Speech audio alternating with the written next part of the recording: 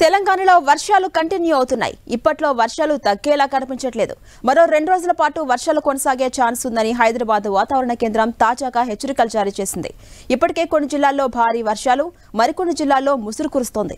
ఏకధాటిగా కురుస్తున్న వర్షాలతో వాగులు, వంకలు, నదులు పొంగి ప్రవహిస్తున్నాయి. జలాశయాలు, జలపాతాలు నిండుకుండగా మారాయి. ఇక అల్పపీడన ప్రభావంతో బుధవారం నుంచి శుక్రవారం వరకు భారీ వర్షాలు కురుస్తాయని అంచనా వేసింది వాతావరణ శాఖ.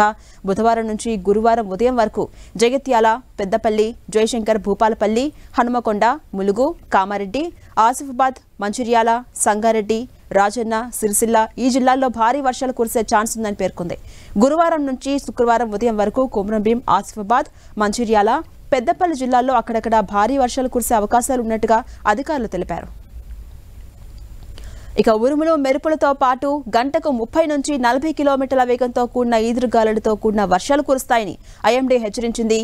ఆదిలాబాద్, కరీంనగర్, పెద్దపల్లి, ములుగు, వరంగల్, హనుమకొండ, జనగామ, మంచిర్యాల, నిర్మల్, నిజామాబాద్, జగిత్యాల, కామారెడ్డి జిల్లాల్లో అక్కడక్కడ భారీ వర్షాలు కురిసే అవకాశం ఉండటంతో ఆయా జిల్లాలకు ఆరెంజ్ అలర్ట్ను జారీ చేసింది.